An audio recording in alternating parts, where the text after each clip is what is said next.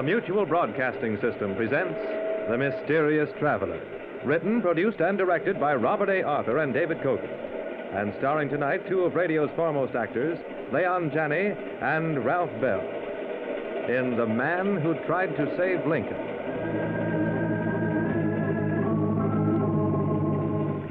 This is The Mysterious Traveler, inviting you to join me on another journey into the realm of the strange and the terrifying. I hope you will enjoy the trip, that it will thrill you a little and chill you a little. So settle back, get a good grip on your nerves, and be comfortable, if you can, as we hear the strange story that I call The Man Who Tried to Save Lincoln.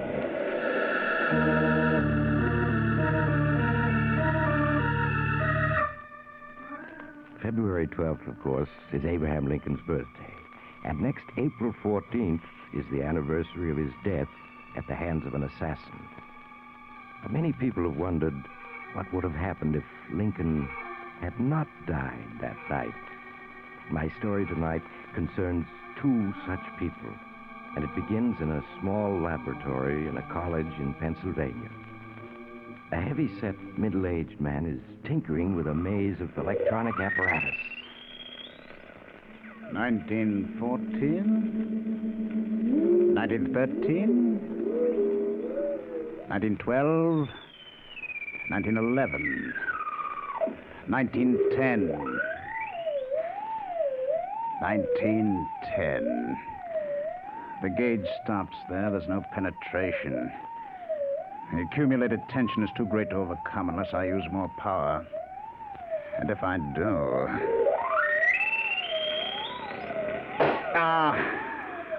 just as I expected, the field coil blew out. 39 years penetration, and there I stick. Maybe if I get a more powerful tube.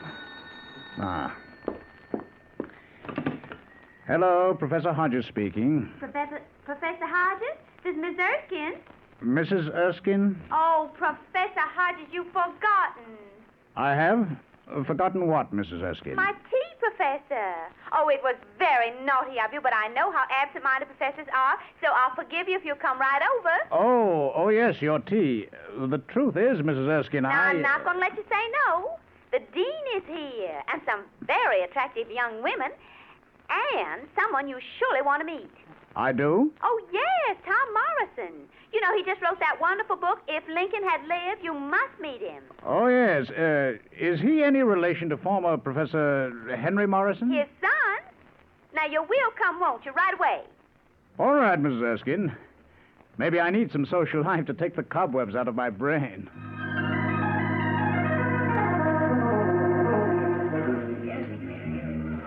Oh, Professor Hodges, I'm so glad you could come, even if I did have to remind you. And I want you to meet Tom Morrison. This is Professor Hodges. How do you do, sir? Glad to meet you, Mr. Morrison. Mr. Morrison has just been telling me about his book, If Lincoln Had Lived. It is fascinating. It is simply fascinating. It is... Oh, but there's Lucy Johnson, and I must see her. Please, you two, just excuse me, because... Oh, Lucy! Lucy, dear, I want to speak to you, dear. Now, just wait a minute. Mrs. Erskine was telling me you're a physicist, Professor Hodges. Electronics. Yes, that's my line. I've heard of your book, Mr. Morrison, If Lincoln Had Lived. Tell me, what would have happened? Well, as I was just telling Mrs. Erskine, I think tremendous things would have happened. Such as? I think Abraham Lincoln would have managed things so wisely that at the end of the war between the states, the whole nation would have recovered in 10 years. Oh, yes? Go on. There would have been no bitterness. And as a united nation, we'd have forged ahead much more quickly to take our place as a world leader. Yes, I can see how that would be. Why, we'd have been so strong in 1914 that we'd have prevented World War I by our very threat to intervene. Then there wouldn't have been any World War. Well, certainly the chances against it would have been much greater. Mr. Morrison, Tom, I am glad I came here today. I think you're the man I need. Need? In what way? I'm in the middle of a tremendous experiment. I need a man with imagination. That's you. I need a man I can trust. You again. Professor, what is this experiment? Tom, I'll answer one question with another. How would you like to step back through the pages of history to that fatal night of April 13th, 1865, and save Abraham Lincoln's life?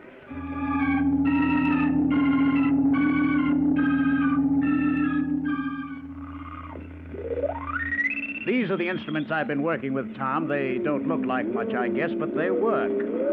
Up to a point, that is. So that's what a time machine looks like.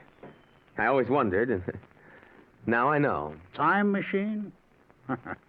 Tom, you've been reading H.G. Wells.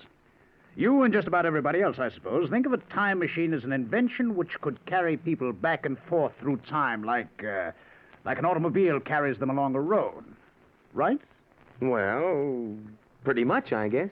In that sense, a time machine is impossible, believe me. But in another sense, everyone travels about in time constantly. How do you mean? Tom, what happened on your 7th birthday? My 7th birthday? I had a big party. Yeah, I got a pony for a present. Rode that pony all over the lawn. You see, Tom?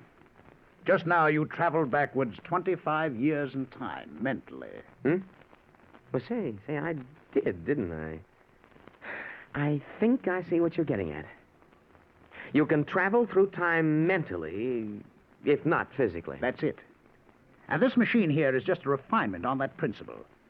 If I used you as a subject, Tom, and focused it at some special date in history when I knew people were present at this spot... Yes? The electronic circuits would take your own brain waves, your memory pattern, your personality, if you want to call it that, amplify it millions of times, and push it back into the past, into the mind of some person at that particular spot at that particular time. You mean that my brain pattern would be impressed upon the brain of some man living in the past? Roughly speaking, yes. You'd be able to think with his mind, see with his eyes, hear with his ears, and move about in his body. I see. There are difficulties. For instance, suppose your mind finds itself inside the brain of a very strong-willed individual. Yes? You will probably be helpless, unable to influence his actions in any way. You see, you'll be dominated. I see. On the other hand, an easygoing or weak-willed person would be subject to your will. Mm-hmm. Then you couldn't always be sure of just what would happen when you made an excursion back into the past. Unfortunately, no. But that can't be helped. There are other difficulties. Right now, my main tube isn't big enough. I can't achieve penetration further back than 1910. 40 years. I have a bigger tube coming that should extend the range at least to 100 years. But while we wait for it, suppose we do a little experimenting. What kind of experimenting, Professor? Tom, tomorrow, how would you like to go on a little jaunt back to the year 1912?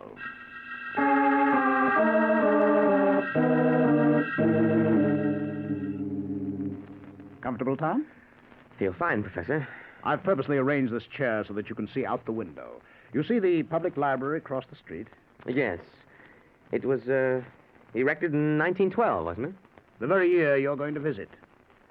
Did you know your mother was one of the first librarians there? Yes. It's family history that she met Father when he went in to get a book. He was so bowled over, he forgot the book. He also forgot to sign the library card in the back of it. I have the very book right here. The Life of Lincoln. The same book. It looks as if it hadn't been read in 40 years. It hasn't. Here's the card. Here's the line where your father should have signed his name. Perfectly blank. Dad certainly must have been smitten. That's just the point. Tom, I know it's possible to send your brain pattern back in time, but is it possible for you to change anything that happened then? To change anything? I hadn't thought of that. If the past has happened, it's fixed, isn't it? It can't be changed. I think it can. That's what we're going to test. Tom, I'm going to send you back to that day your father met your mother. I'm going to force your mental pattern into your father's mind. Good Lord. Yes. You'll see with his eyes, think with his mind, move with his body. And Tom, you are going to sign this library card. Sign the card? Right. You're going back to noon, July 10th, 1912.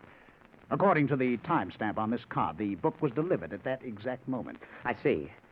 And I'm to sign the library card that never was signed. I'm to alter the past. If you can. Maybe you won't be able to.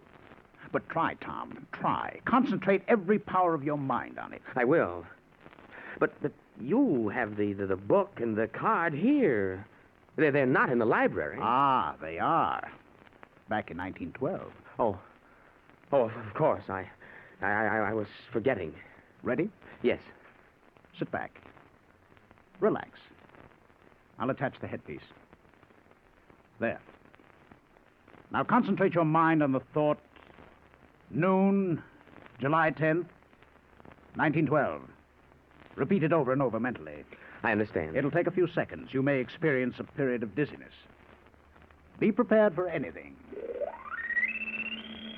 Noon, July 10th, 1912. Noon, July 10th, 1912. Noon, July 10th, 1912. Noon, July 10th, 1912. Mr. Morrison, what is it? Are you ill? I felt dizzy for a moment. Well, where am I? Why, this is the public library, and I have the book you called for, The Life of Lincoln. Why are you staring at me so oddly, Mr. Morrison? You? I've never seen you before, have I? Why, no. I'm Miss Andrews, the assistant librarian. I just started work here today. Miss Andrews. Is this July 10th, 1912? Why, yes, of course. Oh, what time is it? Well, the clock is just striking noon. Oh, yes, of course. Why did I ask that? I know perfectly well it is. It's as if there were a voice in my mind. It's odd. Are you sure that you feel all right, Mr. Morrison? Of course I do. Just a little giddy. That's the effect of love at first sight. Mr. Morrison? Oh, I mean it, Miss Andrews. Will you have lunch with me? Now, right away, so we can talk. Why, of course I will. Will.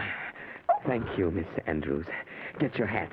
It is lunchtime, isn't it? Why, yes, I believe it is, Mr. Morrison. But the book, don't you want me to sign it out for you? Oh, bother the book. Lincoln can wait. But there's something. Yes? I'm trying to remember something. The card. Yes, I have to sign the card. Well, not if you don't wish the book.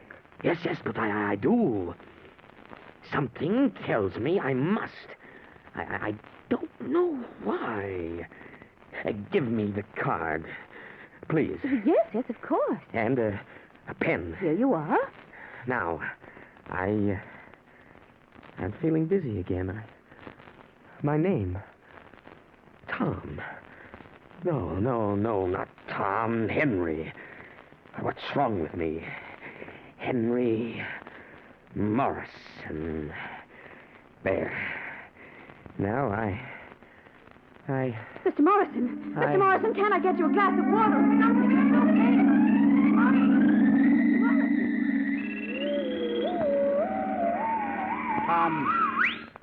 Tom, here. Drink this.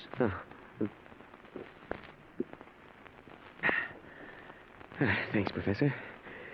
Oh, it's better. I am over my dizziness. What happened? Tell me. Well, there was an instant of dizziness. Then I opened my eyes, and Professor, I was standing in the public library, talking to a young woman. The woman who was later to become my own mother. Go on, Tom. Yes, it was noon, July 10th, 1912. And I seemed to be inside the mind of someone else.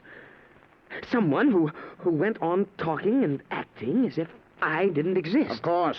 Your mental pattern was being superimposed on his mind. Your father-to-be. Yes.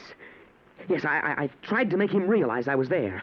I exerted all my willpower. Then I think he signed the library card. And I'm not sure. Everything got far away and dark then, and I was sitting here with you back in 1950. We'll know in a moment if he did sign the card. If you did change the past, Tom, I'll open the book. If the card was signed, the signature will be there now. It'll have to be there. Look. It's signed. Henry Morrison. My father's signature. And look, he started to sign it Tom, and then he crossed out the Tom and wrote in Henry. That proves your personality was dominant for a moment. We can do it, Tom. We can reach back into the past and save the life of Abraham Lincoln. And change the whole course of world history since 1865. As soon as the bigger tube gets here, we'll try further tests, send you back further. Tom, how would you like to be present to hear Lincoln deliver the Gettysburg Address?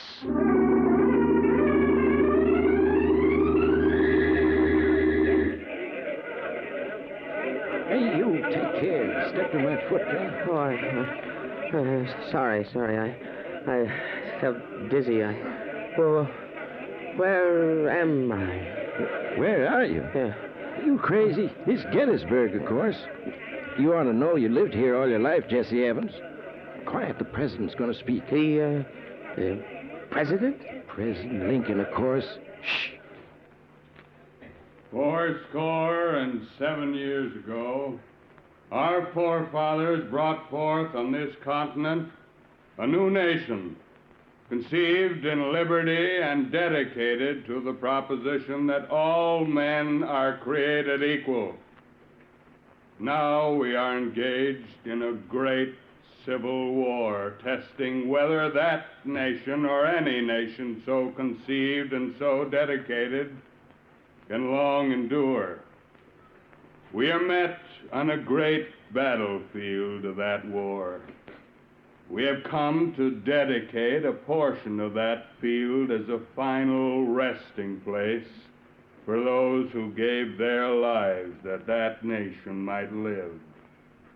It is altogether fitting and proper that we do this, but in a larger sense, we cannot dedicate, we cannot concentrate,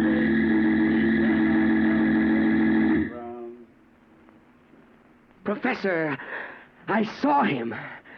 I saw Lincoln, and I heard him deliver the Gettysburg Address. And we've done it. We've achieved the penetration into the time we need. And we've proved you can stay there at least half an hour. It was terrific. There was a farmer named Jesse Evans, a simple fellow. I was able to control his actions without difficulty. And for 30 minutes, I saw Lincoln, listened to him.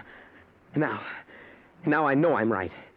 If Lincoln had lived, we'd all have a better world today. Tom, we'll leave for Washington tomorrow. We'll set up our instruments and equipment in the Ford Theater itself, where John Wilkes Booth shot Abraham Lincoln at about 10:15 on the night of April 13th, 1865. And you will return to that fateful night and prevent the shot from being fired.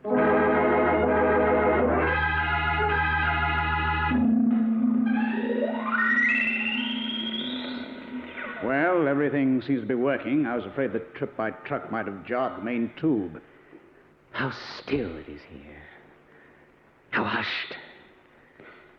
Listen to the silence, Professor. It's as if not a single sound had been uttered here since the night Lincoln was shot. Well, Tom, considering this place is a museum now, and maybe 1 million people have visited it... Still, the atmosphere of silence is here. Think of it, sir. Through that doorway, Abraham Lincoln walked. Across those boards. Up those stairs. Walked unknowing to his death. while John Wilkes Booth lurked outside, a loaded pistol in his pocket. I know what you mean, Tom. Now let's plot our strategy. We have the place to ourselves until tomorrow morning. Let's try to imagine this theater as it was, April 13th, 1865. Let's figure out just where everyone was, so far as we know. You tell me, Tom. You're the expert in this field. All right, Professor. Now, over there is the box office. There, the entrance. This was the auditorium. And there, of course, was the stage. Up there was the private box in which Lincoln and his party sat. Ah, I wish we could get the gadgets up there, but we can't. Have to work from down here. At about 9 o'clock in the evening, the President and Mrs. Lincoln entered with 2 guests. The play had already started. A ticket taker named Buckingham took their tickets, and an usher led them to their box. I see. Go on, Tom. At about 10 minutes past 10, John Wilkes Booth sauntered in. He spoke to Buckingham, the ticket taker. Then he went on upstairs toward Lincoln's box. In his pocket, he carried a brass derringer loaded with 1 shot. And he struck almost immediately. Yes, sir. The President had an armed guard, John F. Parker. But Parker was criminally negligent. He left his post to watch the play. Left Lincoln unguarded. Booth slipped into the President's box, fired 1 shot into Lincoln's head, leaped to the stage, and made his getaway. Now, Tom. Yes, sir. Our experiments have proved definitely that your ability to alter the past depends on the type of mind into which the electronic pressure forces your own mental pattern. That's right. If I should hit a strong-willed man, I might not be able to control him at all. A neutral or weak-willed type I can control and force to act. And you must act. Booth must be killed. You understand that? Of course. If I just stopped him, he might strike again later. Another danger is that we might send your mental pattern into the mind of someone who did not know Booth and would be unable to stop him in time. What do you suggest, sir?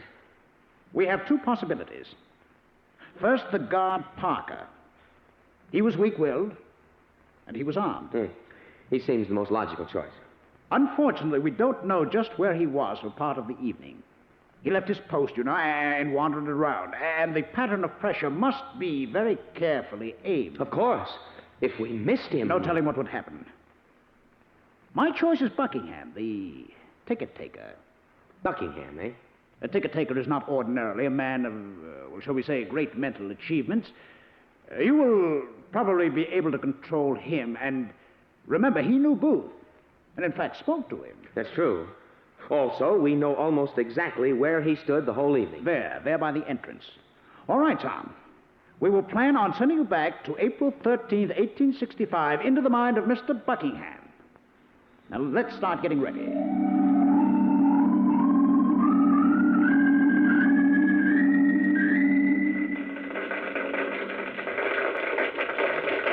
Steady, man, steady. You almost fell then. What's the matter, fella? You drinking again? Oh, am I... Why, this is Ford's Theater, of course. What's wrong with you? Oh, I'm all right. Thanks. Just dizzy for a minute. So I'm there. On the scene. Ford's Theater. The night of the assassination of Abraham Lincoln. Yeah, what's that? What about Lincoln? He's here tonight, you know. Yes, I know. The lobby. Ford's Theater. April 13th, 1865. We've done it. And I can't fail. I can't. Quiet. The play's going on, you know. You mustn't disturb the president. No. The president. Yes. The president. He mustn't be disturbed. Oh, no, I'll see he's not disturbed. You're acting awful strange. You're talking odd. Well, who am I? Tell me, who am I? Is my name Buckingham? Buckingham? That's a good one. Tell him, Harry, is his name Buckingham? It can't be. You're Buckingham. You? You're Buckingham? That's right, fella. Say, how much did you have to drink tonight? Nothing. We missed. Somehow. We missed. But it won't make any difference. It won't. I'll find him. Look, why don't you go in, find an empty seat, and sit down till you're all right? No. I can't sit down. Got to find someone.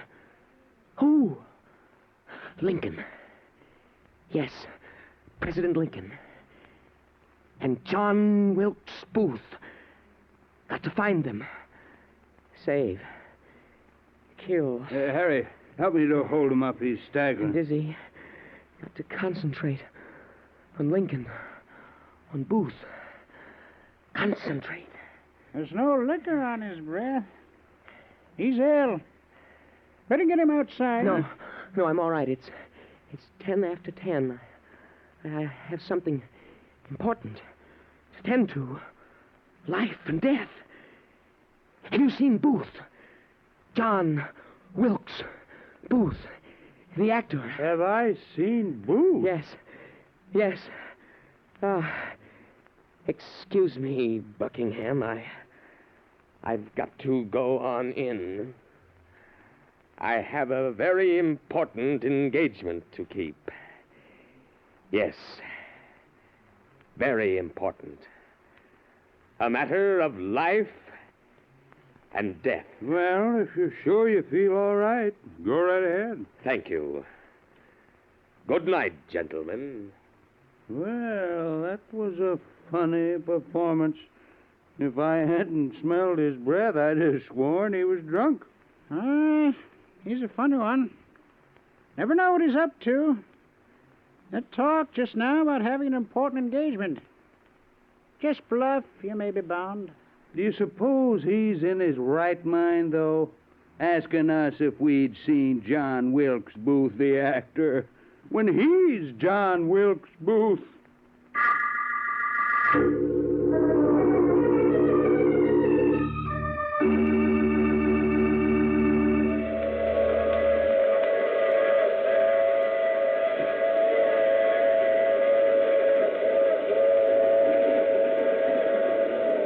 This is the mysterious traveler again. Did Tom and Professor Hodges succeed? No, you have only to open your history books and know they didn't. The past can't be changed, only the future. And it can be changed for good or evil, now, today, by you, by all of us, each working in his own way. What future are you working for? While you think about it, I'll tell you about next week's story, The Big Hand. It's about two criminals who risk their lives in a desperate gamble for $1 million with death as their ever... Oh, you have to get off here. I'm sorry. But I'm sure we'll meet again. I take this same train every week at the same time.